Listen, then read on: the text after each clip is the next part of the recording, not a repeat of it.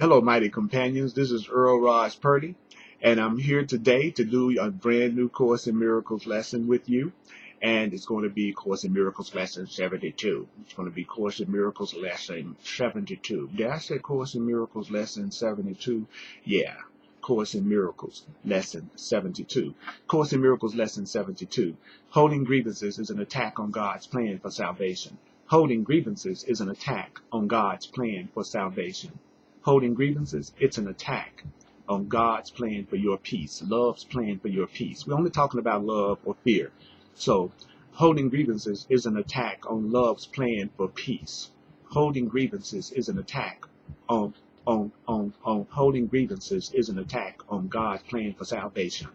Holding grievances is an attack on God's plan for salvation. Holding grievances is an attack on love's plan for peace. Holding grievances is an attack on love's plan for peace. Holding grievances is an attack on God's plan for salvation. While we have recognized that the ego's plan, the wrong-minded plan for salvation, the wrong-minded plan for peace is the opposite of God's, we have not yet emphasized that the ego's plan, which is if everybody else changed, I would be happy, that's actually an active attack on God's plan. That means believing that everything and everybody else outside of you needs to change in order for you to be happy. That's a deliberate attempt to destroy God's plan for your happiness. What does that mean? Well, that means in the attack, God is assigned the attributes that are actually associated with fear. God is assigned the attributes which are actually associated with the ego. While the ego, the separated mind, it looks like your ego, the part of you that thinks that you're separate, it appears to take on the attributes of God. It appears to take on the attributes of love. So, love is assigned the attributes that are associated with fear, and fear appears to take on the attributes of God in the insane plane. So, your ego's fundamental wish, the part of you that thinks it's separate and afraid, its fundamental wish is to replace God. So the fundamental wish of the fearful part of the mind is to replace the loving part of the mind. In fact, the ego, the idea of being separate, the ego is the physical embodiment of the wish to replace God. Fear is the fearful part of the mind, the ego, check this out, is the physical embodiment of that wish to replace God, that wish to replace love.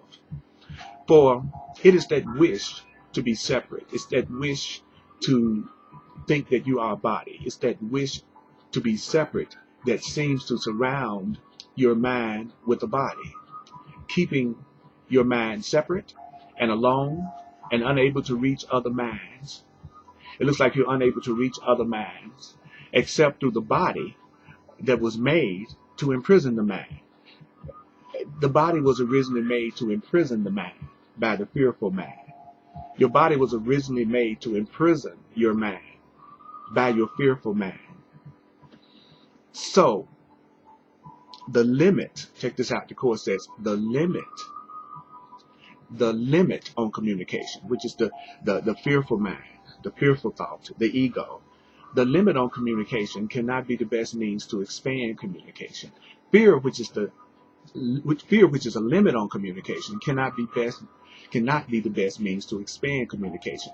Don't forget, the ego likes to make things complicated, but the Course in Miracles really is only as complicated as you need it to be, because it's just talking about love or fear, removing the fear in order to allow the love, which is the true happiness, to come through in your life. You're just trying to remove the fear so that the love can come through. So obviously, the part of the mind that's afraid, the part of the mind that limits communication, can be the best means to expand it. Yet the ego, the part of you that is afraid, the part of you that does think it's separate, the part of you that does think it's on its own, would have you believe that the ego's way of communicating, which is limiting and projecting, is the best way to communicate.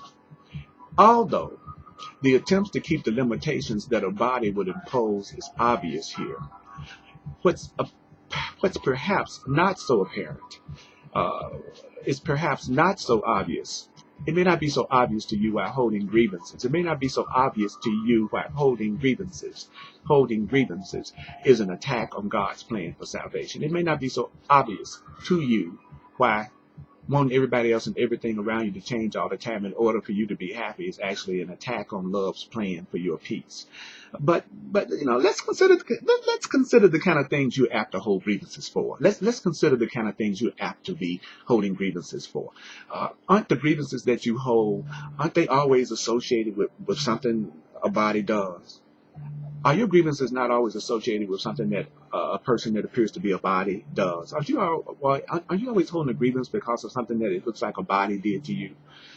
In other words, a person says something you don't like. Somebody says something you don't like. You're holding a grievance about it. Somebody's done something that displeases you, and now you're holding a grievance about it. Another person seems to be betraying their hostile thoughts in their behavior. See, let us consider the kind of things you're apt to hold grievances for. Aren't they? Aren't they not always associated with something a separate person appears to do, a body does? You're not dealing here with what the person is. When you're focused in on all that stuff, you're not dealing with what the person is. On the contrary, you are exclusively concerned with what that person is doing in a body. You're just concerned about what that person is doing in a body. You're not really focusing on them as being love, spirit, the truth, the holy child of God. You're just exclusively concerned with what they're doing in their body that's upsetting you. Do you know that you are doing more than failing to help in freeing that person from the body's limitations? Do you know that you are doing more? You are doing more than failing to help free that person from the body's limitation. Do you know that you are actively trying to hold that person to the body's limitations? When you hold grievances, you are actively trying to hold that person to the body's limitations by confusing the body with the person. In other words, you are judging the body and the person as the same thing. You're judging the person and their ego as the same thing. Herein is God attacked. Herein is God attacked. For if his son is only a body, if God's creation is only a body, then God must be just a body. If you're just a body, then God must be just a body, because let's face it, a creator wholly unlike his creation is inconceivable. A creator totally unlike the creation is inconceivable. A creator totally unlike its creation is inconceivable. Take a breath, take a breath. If God is a body, if God is a body, if God is a body, if God is a body, what must God's plan for salvation be? If God is a body, what must God's plan for your happiness be? If God is just a body, what must God's plan for your freedom be? What could God's plan be but death if God is just a body? And trying to present himself, and trying to present himself as the author of life and not of death, God is a liar. God is a deceiver. It looks like the truth is a liar. It looks like the truth is a deceiver, full of false promises and offering illusions in place of truth. Do you know that the body's apparent reality makes this view of God and truth as being a lie quite convincing? In fact, if the body were real, it would be difficult indeed to escape this conclusion that the truth is a lie, that you are eternal. If the body were real, it would be difficult to escape the conclusion that all this stuff is crazy. And every grievance, do you realize that every grievance that you hold insists that the body is real, that the body is all you are? Every grievance that you hold insists that the body is real. Every grievance you hold insists that the body is real, constant, permanent, everlasting, that God is what you are, that the body is what you are. Every grievance tries to convince you that you are only a body. Every grievance entirely overlooks what your brother is. Every grievance overlooks entirely what the other person really is. Every grievance overlooks entirely what the other person is. Every grievance reinforces your belief that the other person is a body and condemns them for being a body. Every grievance reinforces that you are a body and everyone that you know is are also a body. A grievance makes you believe that everyone is a body and you are a body. And then you condemn them for it and they condemn you for it. Believing that another person is just a body, it asserts that the other person's salvation must be death. That if you're just a body, then the only thing that's going to save you is one day you're going to die. And then you're going to be free of the body in some other realm. So The belief that you are a body convinces you that death is what's going to save you and make you happy. Projecting this attack onto God, and then you hold God responsible for your death. That's this is some really light stuff, isn't it? Well, into this carefully prepared arena, I love this, in this carefully prepared arena, where angry animals seek for prey and mercy cannot enter. In this, the course calls this world the course calls the world of fear a carefully prepared arena, like back in the gladiator days, where angry animals seek for prey and mercy cannot enter. So in this carefully prepared arena, your ego comes to save you. Your fearful mind comes to save you. The part of your mind that believes if everyone and everything else changed, then you would be happy. This part of the mind comes to save you. It tells you this. You know what? God made you a body. Very well, very well. God made you a body. Let us accept this. Let us accept this. Let us be glad. Be glad. Be glad God made you a body. Now, I'm your ego. I'm your wrong mind. I'm your fearful voice. Listen to my advice. Listen carefully. As a body, do not let yourself be deprived of what the body offers. Since you're just a body, and that's the way God made you. The lying voice tells you, since you're just a body, and that's the way God made you, don't let yourself be deprived of what the body offers. Don't let yourself be deprived of what the body offers. Take the little you can get. Take the little you can get. Take the little you can get. God gave you nothing. Take what you can. God gave you nothing. Take what you can. The body is your only savior. The body is your only savior. Do you know this is the death of God, the death of love to think this way, and the death of your salvation, and the death of your peace to think this way? But do you see that this is the universal belief of the world you see? Some hate the body. Some try to hurt the body. And here some try to humiliate the body. Others love the body. I love the body. Others try to glorify the body. Others try to exalt the body. Others love the body and try to glorify and exalt it. But this is the point. While the body stands at the center of your concept of yourself, while you thinking that you are a body stands at the center of your concept of yourself, you are attacking God's plan for salvation, which means you're holding your grievances against God and God's creation, that you may not hear the voice of truth and welcome the voice of truth as a friend. If you still keep focusing on the idea that you are only a body, a man or a woman only, and that's the center of your concept of yourself, then you are holding grievances so that you won't hear God's voice. Your chosen savior, which would be your own ego, your chosen savior, which would be your own erroneous thinking. He said, your chosen savior takes God's place instead. Your ego, the voice of the world, is your friend. It's God, the voice for love, that is your enemy. Now, we will try today to stop these senseless attacks on salvation and truth. Today, we will try to stop these senseless attacks on salvation, these senseless attacks on truth. And we will try to welcome the truth instead. We're going to welcome the truth instead. Your upside down perception has been ruinous to your peace of mind. Your upside down perception has been ruinous to your peace of mind. Your upside down perception has been ruinous to your peace of mind. That means you have seen yourself in a body. You have seen yourself in a body. You have seen yourself in a body and the truth outside of you. You have seen yourself in a body and the truth outside of you. You have seen yourself in a body and the truth outside of you.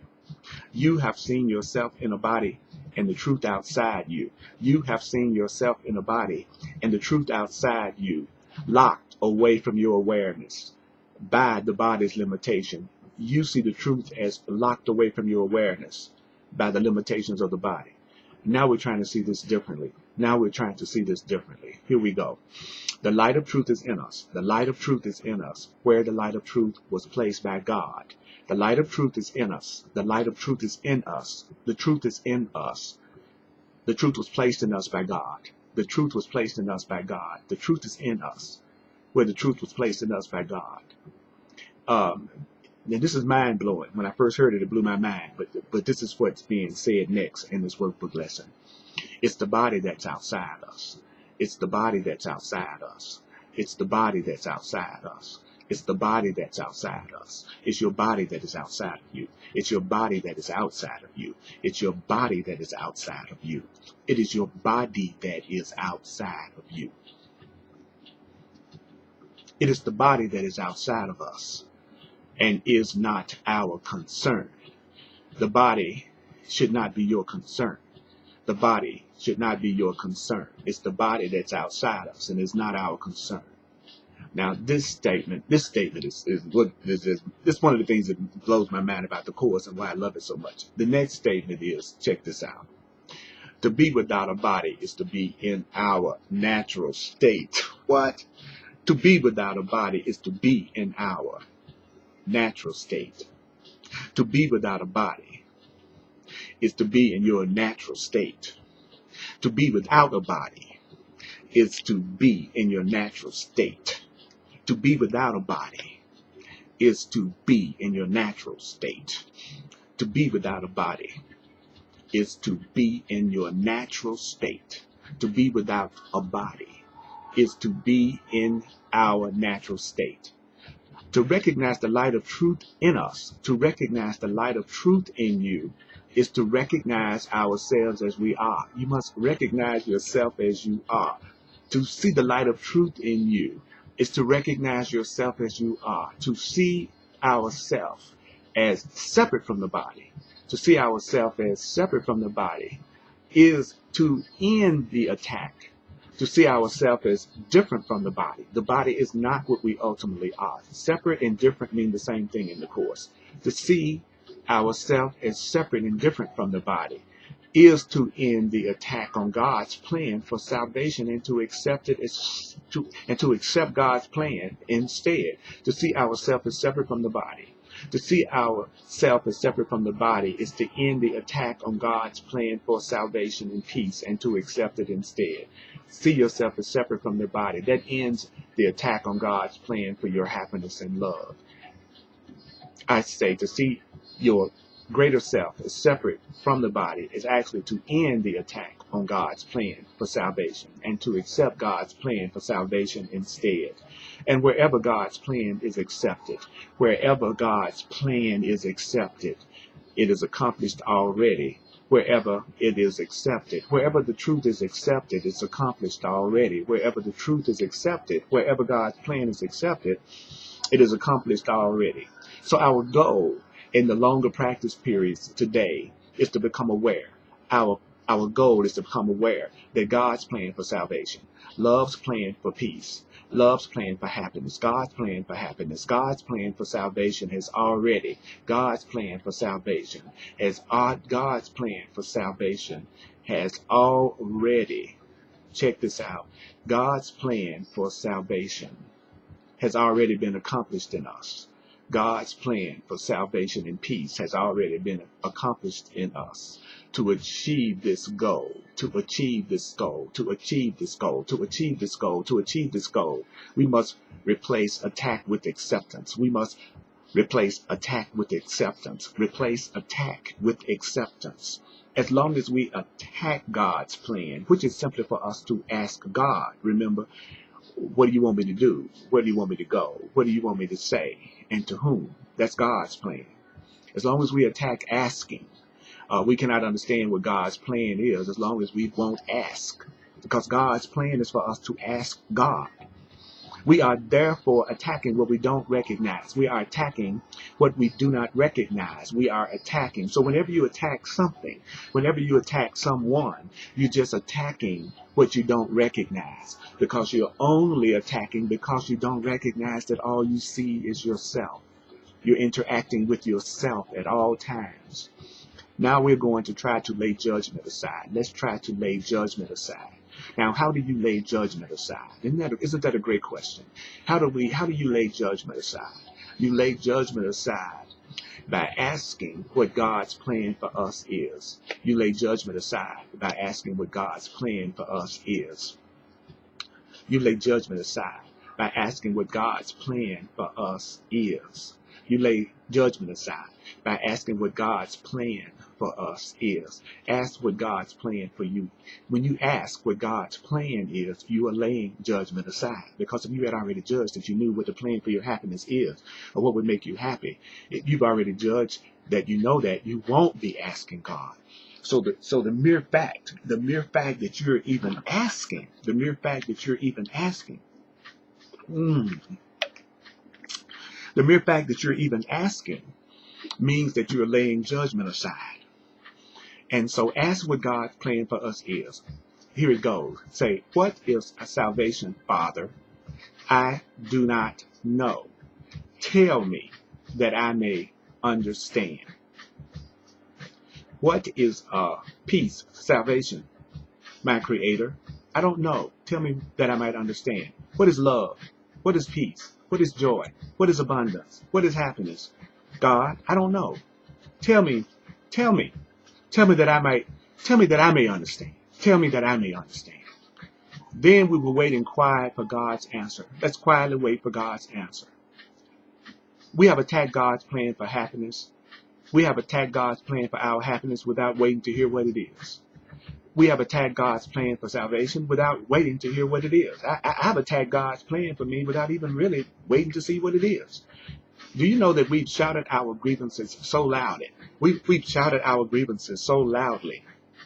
We have shouted our grievances so loudly that we haven't listened to God's voice.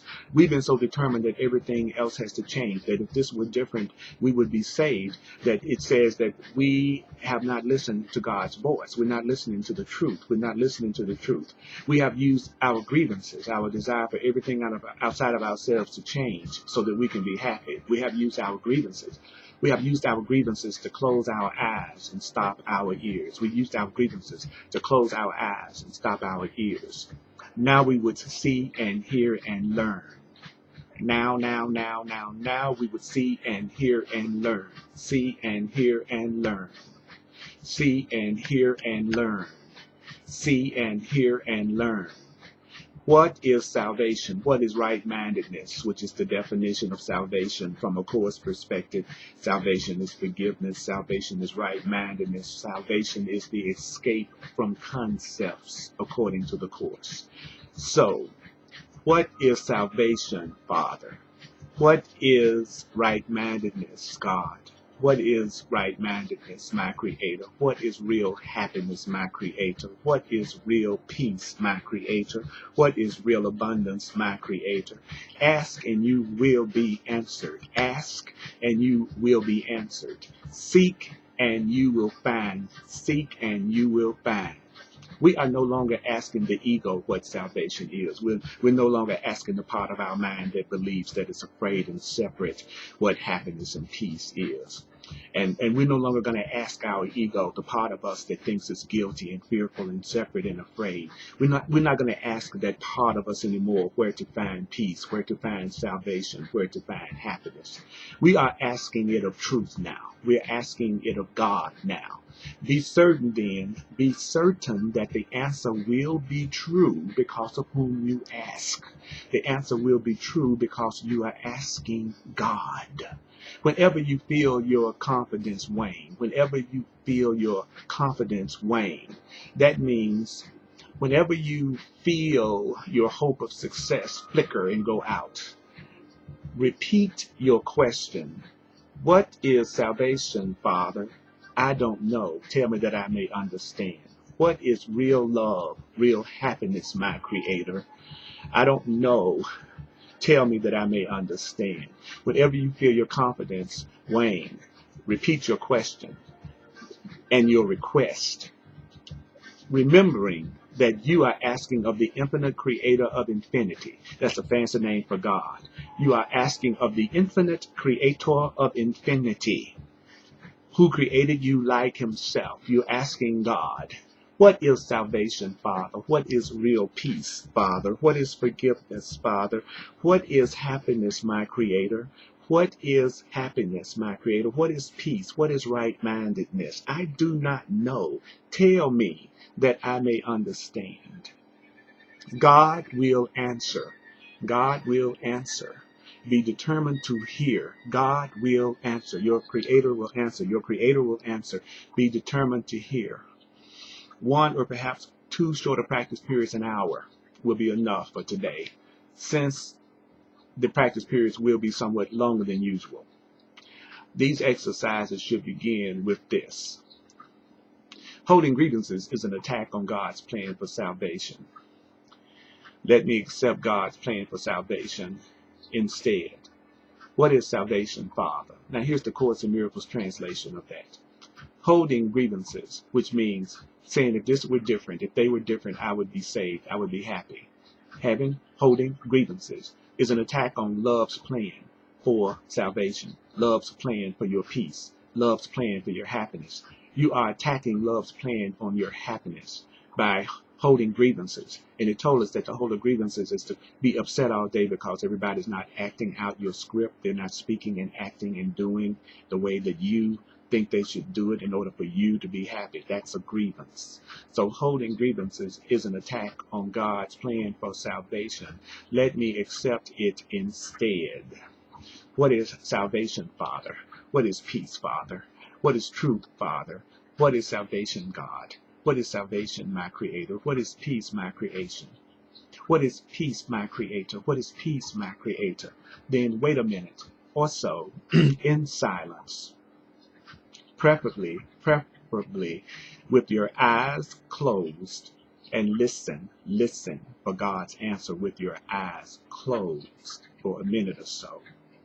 Holding grievances is an attack on God's plan for salvation. Holding grievances is an attack on God's plan for salvation. Holding grievances is an attack on God's plan for salvation. Holding grievances is an attack on God's plan for salvation. Holding grievances is an attack on God's plan for salvation. Holding grievances is an attack on God's plan for salvation. Holding grievances is an attack on God's plan for salvation. Holding grievances is an attack on God's plan for salvation. Holding grievances is a plan. Holding grievances is an attack on God's plan for salvation. Holding grievances is an attack on God's plan for salvation. Holding grievances is an attack on God's plan for salvation. Holding grievances is an attack on love's plan for peace. Holding grievances is an attack on love's plan for your happiness. Holding grievances is an attack on love's plan for your happiness. Holding grievances is an attack on God's plan for your happiness. Holding grievances is an attack on God's plan for your happiness. Holding grievances is an attack on God's plan for your happiness. Let me accept it instead. What is salvation, Father? What is peace? Mighty companions, this is Earl Purdy. If you'd like to hear more of my classes and audio classes, and I have video classes on my website, www.earlpurdy.com. And let peace extend from my mind to yours. And remember, holding grievances is holding grievances is an attack on God's plan for your salvation, your happiness.